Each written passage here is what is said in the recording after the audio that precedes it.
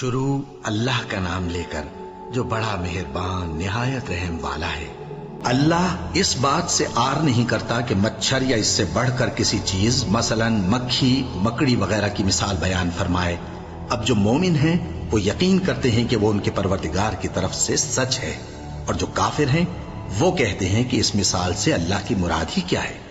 اس سے اللہ بہتوں کو گمراہ کرتا ہے اور بہتوں کو ہدایت بخشتا ہے، اور گمراہ بھی کرتا ہے تو نافرمانوں ہی کو، جو اللہ کے اقرار کو مضبوط کرنے کے بعد توڑ دیتے ہیں، اور جس چیز یعنی رشتہ قرابت کے جوڑے رکھنے کا اللہ نے حکم دیا ہے اس کو قطع کیے ڈالتے ہیں اور زمین میں خرابی کرتے ہیں۔ یہی لوگ نقصان اٹھانے والے ہیں۔ کافرو، تم اللہ سے کیوں کر منکر ہو سکتے ہو؟ جس حال میں کہ تم بے جان تھے تو اس نے تم کو جان بخشی، پھر وہی تم کو مارتا ہے، پھر وہی تم کو زندہ کرے گا، پھر تم اسی کی طرف لوٹائے جاؤ گے۔ وہی تو ہے جس نے سب چیزیں جو زمین میں ہیں تمہارے لیے پیدا کی، پھر آسمانوں کی طرف متوجہ ہوا تو ان کو ٹھیک ٹھیک 7 آسمان بنا دیا، اور وہ ہر چیز سے خبردار ہے۔ اور وہ وقت یاد کرنے کے قابل ہے جب تمہارے پروردگار نے فرشتوں سے فرمایا کہ میں زمین میں اپنا نائب بنانے والا ہوں۔ انہوں نے کہا، کیا تو اس میں ایسے شخص کو نائب بنانا چاہتا ہے جو خرابیاں کرے اور کچھ تو خون کرتا پھرے؟ اور ہم تیری تعریف کے ساتھ تسبیح و تقدیس کرتے رہتے ہیں۔ فرمایا، میں وہ باتیں جانتا ہوں جو تم نہیں جانتے۔ اور اس نے آدم کو سب چیزوں کے نام سکھائے، پھر ان کو فرشتوں کے سامنے کیا اور فرمایا کہ اگر سچے ہو تو مجھے ان کے نام بتاؤ۔ انہوں نے کہا، تو پاک ہے، جتنا علم تو نے ہمیں بخشا ہے اس کے سوا ہمیں کچھ معلوم نہیں، بے شک تو دانا ہے، حکمت والا ہے۔ تب اللہ نے آدم کو حکم دیا کہ آدم، تم ان کو ان چیزوں کے نام بتاؤ۔ سو جب انہوں نے ان کو ان کے نام بتائے تو فرشتوں سے فرمایا، کیا میں نے تم سے نہیں کہا تھا کہ میں آسمانوں اور زمین کی سب پوشیدہ باتیں جانتا ہوں، اور جو تم ظاہر کرتے ہو اور جو پوشیدہ کرتے ہو سب مجھ کو معلوم ہے۔ اور جب ہم نے فرشتوں کو حکم دیا کہ آدم کے آگے سجدہ کرو تو وہ سب سجدے میں گر پڑے، مگر شیطان نے انکار کیا اور غرور میں آ کر کافر بن گیا۔ اور ہم نے کہا کہ اے آدم، تم اور تمہاری بیوی بہشت میں رہو، اور جہاں سے چاہو بے روک ٹوک کھاؤ پیو، لیکن اس درخت کے پاس نہ جانا، نہیں تو ظالموں میں ہو جاؤ گے۔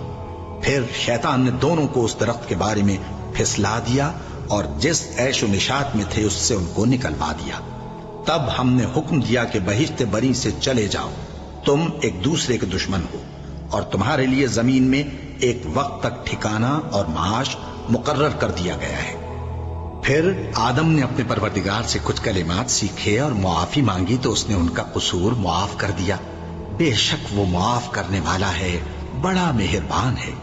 ہم نے فرمایا کہ تم سب یہاں سے اتر جاؤ، جب تمہارے پاس میری طرف سے ہدایت پہنچے تو اس کی پیروی کرنا، کہ جنہوں نے میری ہدایت کی پیروی کی ان کو نہ کچھ خوف ہوگا اور نہ وہ غمناک ہوں گے، اور جنہوں نے اس کو قبول نہ کیا اور ہماری آیتوں کو جھٹلایا وہ دوزخ میں جانے والے ہیں اور وہ ہمیشہ اس میں رہیں گے۔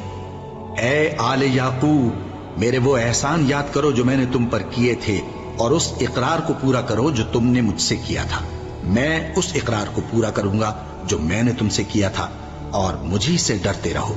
اور جو کتاب میں نے اپنے رسول محمد صلی اللہ علیہ وآلہ وسلم پر نازل کی ہے، جو تمہاری کتاب یعنی تورات کو سچا کہتی ہے، اس پر ایمان لاؤ اور اس سے منکر اول نہ بنو، اور میری آیتوں میں تحریف کر کے ان کے بدلے تھوڑی سی قیمت یعنی دنیاوی منفعت نہ حاصل کرو، اور مجھی سے خوف رکھو، اور حق کو باطل کے ساتھ نہ ملاؤ، اور سچی بات کو جان بوجھ کر نہ چھپاؤ، اور نماز پڑھا کرو اور زکوٰۃ دیا کرو، اور اللہ کے آگے جھکنے والوں کے ساتھ جھکا کرو۔ یہ کیا عقل کی بات ہے کہ تم لوگوں کو نیکی کرنے کو کہتے ہو اور اپنے تئیں فراموش کیے دیتے ہو، حالانکہ تم اللہ کی کتاب بھی پڑھتے ہو؟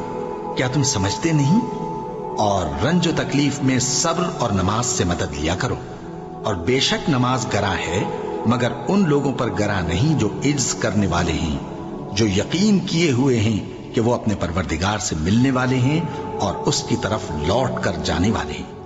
اے یعقوب کی اولاد،